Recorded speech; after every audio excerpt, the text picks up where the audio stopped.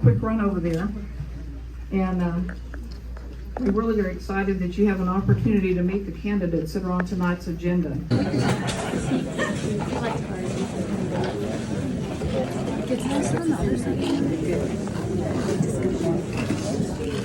Good argument. Good argument. Not bad. The next one is for the State Representative District 15. And Mr. Hubert, you'll give your introduction, your 2-minute introduction. You're first on here. Then you'll answer. The first question will also be yours. Okay, very good. Well, howdy everyone. My name is Skeeter Hubert. I am a third-generation Texan. I have lived in Montgomery County since 1997. I actually graduated from Sam Houston State. That's what brought me out here. Like I said, I grew up in San Antonio with my parents, but we have a ranch down in South Texas close to Kingsville, and so I like to say that I was raised by my parents, but polished off by my grandmother, because I'd spend every weekend down there working with them. But my wife and I, like I said, we moved out here in 1997. We got right to work serving in this great community that we've just grown to love. We thought maybe we were going to live, but when you get out and you serve, you fall in love with the people. We're still here. We've got 4 children. Our youngest, Kyle, is a senior at the Woodlands High School, and he's going off to play baseball next year, so we're excited for him. I have Blake, who is going to school, and he is working full-time, so that's a good thing. And then I've got Olivia, who just graduated from A&M in August. We're real proud of her. Yeah, it took a SAM degree to pay for that Aggie ring, but that's okay. And then we have Serenity, who is actually our oldest and our youngest, and she works for CPS here. And we say our youngest because we adopted her 11 years ago, so she's the most accomplished 11-year-old that I know. So we're very, very, very proud of her.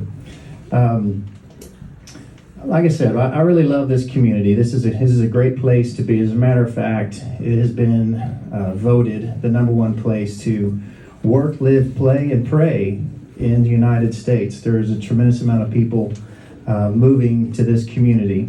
As a matter of fact, our school board, we always have about 3,000 new students coming in every year.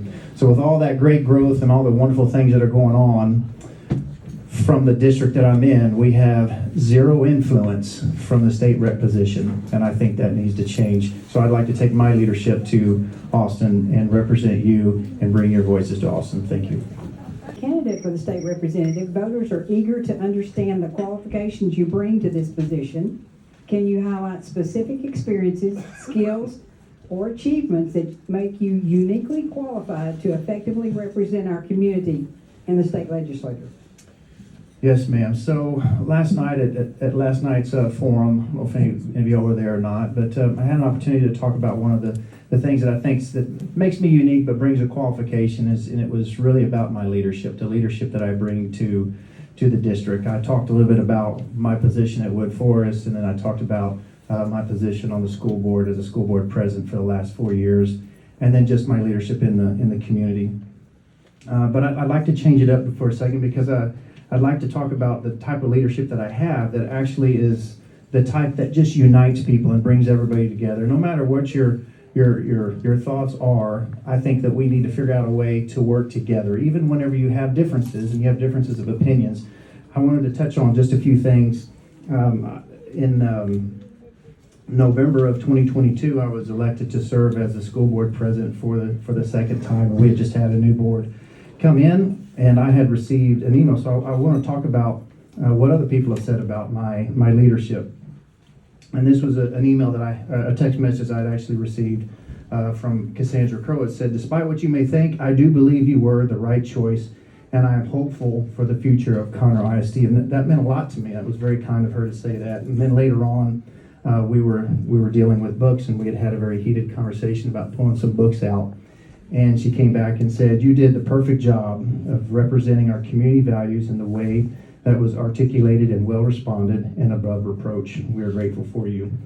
And then also later on, there's a gentleman named Martin Itwap, who is part of Citizens Defending Freedom.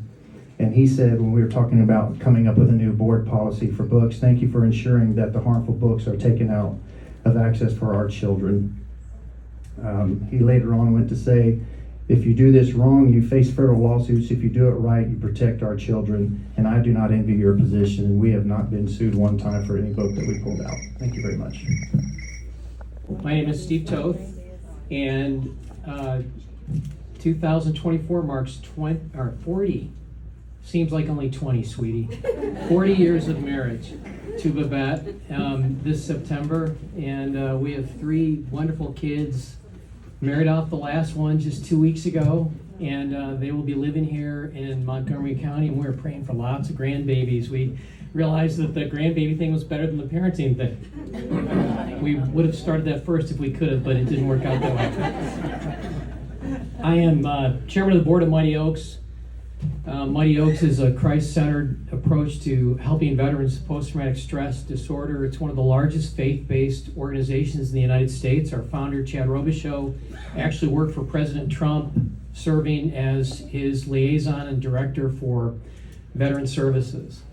But I love doing that, and our gala is tomorrow night in Huntsville, so if you want to come, you want a free ticket, I'll give you one. But I've really been honored to be able to serve you in the Texas legislature.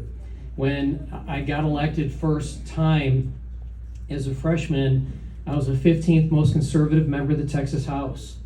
And you know, it's always, you never know what you're gonna get. It's a crapshoot. You know, some people end up being great, some just just fail to do a good job at representing us as conservative. The next session I came in as 10th, the session after that 3rd, and this past session I was the #1 conservative in the Texas House. Texans for Vaccine Choice named a dream team of 3 state reps. I was one of them. Texas Rights Life, if you've heard them before, had a dream team. They said that there are 3 members of the Texas House that were heroes. 3 in the House, 2 in the Senate, and I was one of them. Texans for Fiscal Responsibility said there are only 4 taxpayer champions. I was one of them. You need to understand the qualifications you bring to this position. Can you highlight specific experiences, skills, or achievements that uniquely qualify you to effectively represent our community in the state legislature? You've got to have a servant's heart. It starts with that, it ends with that. You've got to have a servant's heart and be willing to work really hard for people. So at the debate last night, it was like a Noah moment. I mean, you almost had to bring a rowboat to get from the parking lot into the event at West Conroe Baptist Church. But there was a guy there that said, Steve, he said, I braved the weather because, and he was in his late 60s. And he said, I braved the weather because I wanted to come and thank you. Because during COVID, my family tried for days to get through the Texas Workforce Commission. And the number of people calling the Texas Workforce Commission during COVID increased 1,000%. And if you actually got the phone to ring, you would get a voicemail message. And when you went to the voicemail box, it was full. And it was really discouraging. So basically, I converted my whole office into a virtual Texas Workforce Commission office. And we were able to help thousands and thousands of people. And my staff, they're so wonderful, and they love serving you and they love helping you. During COVID, and you probably got if you're on my email list, you got an email from Babette last month, just about a month ago. And she told the story about what our Christmas was like, our first Christmas during COVID. I gave my staff off the day off, and I spent the day, I had between 50 and 100 phone calls, text messages, and emails trying to help people get monoclonal infusions. But the thing I'm most proud of is you guys and the dyslexia moms that are here. They came and said, we need help with our children. They're not getting services across the state of Texas. This is not a problem that's unique to CISD. It's a problem in all 1,208 districts. And these women, these moms came and fought hard for the dyslexic children, and Governor Abbott signed that bill into law this year.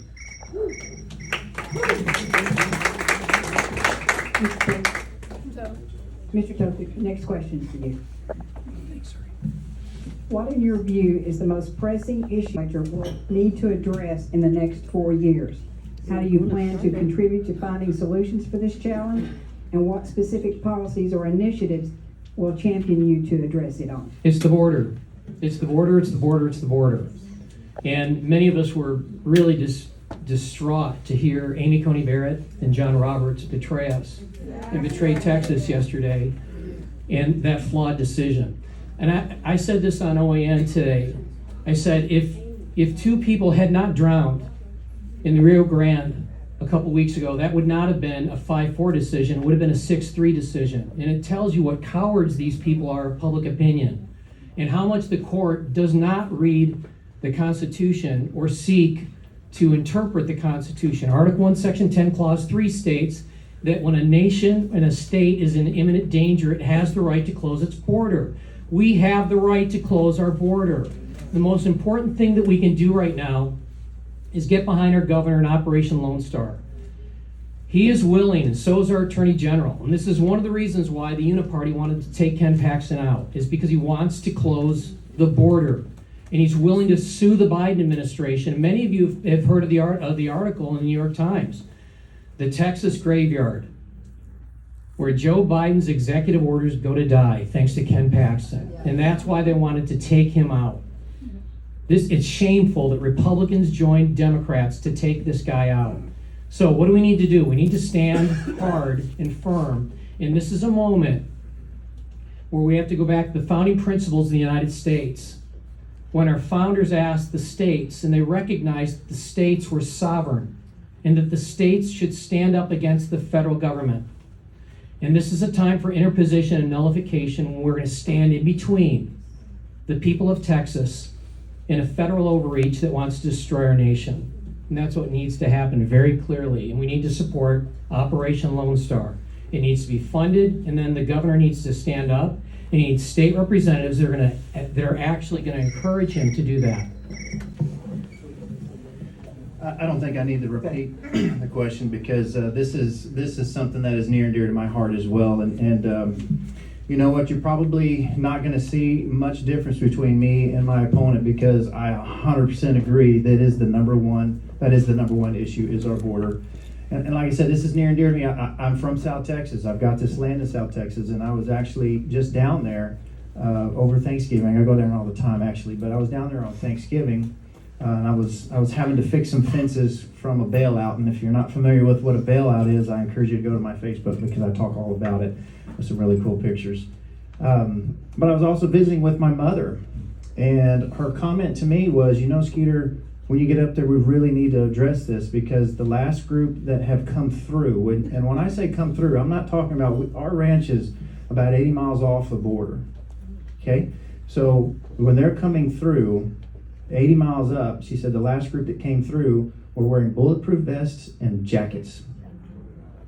That's scary. And if they're close enough for my mother to be able to see that, that is a huge danger. We have to stop the invasion on the border. This is our Alamo moment. We are drawing a line in the sand, and unfortunately our message, just like at the Alamo, is being intercepted and it is falling on deaf ears. We have to stop the border. We have to stop the invasion that's coming across the border. We need to do everything we can, and I would 100% support Greg Abbott and all of his efforts, including Operation Lone Star, to make that happen. And if the federal government wants to sue us, bring it on, because we have to stop this right now. And it'll be a victory. It'll be a victory when they stop coming over. What are your views on this issue? What strategies or arguments will you employ to build a consensus and encourage a broader understanding of the benefits providing educational options for students and parents? Okay, very good. So, as I was saying earlier, I am, and I've been on record of saying that I am for school choice. Matter of fact, I have with my own children, there are 5 different options to educate your children, right, in Montgomery County. We have public school, we have private school, we have charter school, we have a virtual school, and we have homeschooling. And for my 4 children, due to the ebbs and flows of education in your own family, we utilized all 5 of those for our 4 children. And it worked. And I 100% believe that parents should have the right to choose what is the best educational outcome for their children. So I'm 100% behind that. So what happens is now we're talking about a voucher program, and that is really the funding mechanism of how to make that happen. And so early on in the discussion, back in April or the beginning of the session, the vouchers that were being out there are completely different than what they are now. And the latest version that we have actually provides for Conroe ISD, I'm talking about the Buckley bill, it would provide almost $42 million more for public education for Conroe ISD. Why would anybody be against that? It provides for teacher raises. It provides for bonuses for teachers, right? It provides a lot of stuff. What I want to do is I want to get up there and utilize my 10 years of serving on a public school board, because I am an advocate for public education, a huge advocate for public education. It works. It's not the only thing out there, and we need to have options for other students, but I want to be able to take my experience in that realm also, along with my 24 years of the financial sector, to go up there and see how we can figure out how to fund this, right? So I want to get up there and help fund and figure out options on how we could fund this. And I think one of the major things that I would want to do up there, quite honestly, is do away with the way public education is funded right now. Unfortunately, only property owners are the ones that are carrying the burden. I want everybody to carry the burden. Thank you. Mr. Toe? When you drafted a resolution against Senate Bill 8 that Brandon was fighting for in the Senate and I was fighting for in the Texas House. This is the resolution. This is the TASB resolution, Texas Association of School Boards, that they sent to districts all over the state of Texas, condemning what Brandon was doing and what I was doing and what I was fighting for. Look you can't be a fair weather person on this issue. You've got to fight for it, and you've got to stand in the gap and fight for it from start to finish.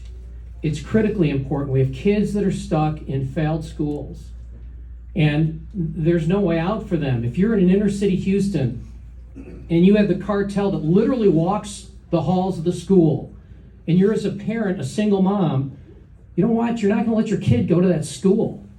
There are no options for you for that child. We need school choice. We need ESAs, education savings accounts. It's critically important. And I would add this. In the 86th legislative session, Brandon and I killed a move by Dennis Bonnen in the Texas House to create a secondary tax, a sales tax, a 2-cent sales tax. It would have left Texas with the highest sales tax in the nation, higher than California, and it would have left us with the highest property taxes in the nation. It would be a huge mistake to create a secondary user tax / sales tax and still leave the property tax intact. Look, the Texas Education Agency has acknowledged what the Texas Public Policy Foundation has said 2 years ago when they said, if Texas just holds its spending to population adjusted for inflation, that our revenue would grow 8% higher per year, enabling us to buy down 100% of your school tax in 8 years. We don't need a sales tax. We don't need any additional revenue. Yeah, so I think were you referring to my resolution? I'm actually referring to it. You've been calling for a. Yeah. Just for clarity. No, that's okay. So your campaign had said that you wanted an additional revenue tax through sales tax. No, I didn't say it. Well, someone in your campaign No did. one said that. And I've got. My rebuttal was about the, if I may, my rebuttal was about the, my rebuttal was about your resolution. I'm asking Okay. you about the resolution. Okay. And I'm not sure what you just handed you, so I'm happy to read this and we can get back later if that's okay. But my No, that's question, fine. my question was about was the resolution, you're talking about the one that I put forward and the one that I put forward in May? It's the same one as the tab. Excuse me, Mr. Hubert, you have 1 minute for your rebuttal. Go ahead, buddy. Okay, I just want to make sure I was staying on task, that's all. So, back in April, May of this past year, yes, I was putting forth a resolution as a starting point, and I was very specific about, hey, let's have a resolution to support our 10,000 teachers, our 72,000 students, and our $678 million budget to let our teachers know that they will not be forgotten. That was what my resolution was about, and everybody that was there can attest that I did not get that resolution from TASB. I understand TASB is the big bad wolf, but I never got anything from TASB. I met with our chief counsel, and we talked about it, and I said, look, I'm not building a resolution, I just want a starting point so we could come up with something to let our teachers know that as a public school, we support our public educators. And that was what it was, and it just, we ended up pulling it off because what good is a resolution if not everybody can agree that our teachers are important and we wanted to support them. So that was the purpose of that. An honor to serve you. I am blessed. Babette and I think this is the highest honor that we can do to serve you guys. When I came to the legislature in 2013, I started by giving you my cell phone number, 281-770-7287. It still hasn't changed. And I want to be accessible to you and make myself available to you. The whole idea of being a representative is just that. You represent the will and the needs of the people. 89% of Texas families, Republican families, support school choice. Governor Abbott had said to me that Montgomery County is the highest, one in the top 5, not the highest, but it's in the top 5 in the state of Texas. This district is very, very important. If we're going to get school choice done next session, we are pulling out all the stops, and we all need to get involved, and we all need to work hard. God bless you. Thank you very much. I appreciate y'all all coming out tonight. So, at the end of the day, I am looking to bring some change to District 15, and I certainly could use your support, and I need your vote. I need your vote. At the end of the day, what we currently have right now in the rep, and unfortunately, it can sometimes be difficult to talk about the differences between me and my opponent. As I've said yesterday, I've actually had his sign in my yard in the past, but whenever I finally saw how the sausage was being packed, and that we do not have any effective leadership in this position, I have to come out and run against him. And to know that the Texans for Fiscal Responsibility has him ranked as the 4th most vote changer in Austin, that is a problem. He's changed votes on human trafficking, public safety, and law enforcement. You don't know where he stands, because in the middle of the night, that vote will change. You think you know what you're getting, but at the end of the day, you don't know what you're getting. In the last session, it was 160. So vote for Skeeter Hubert on March 5th. Thank you.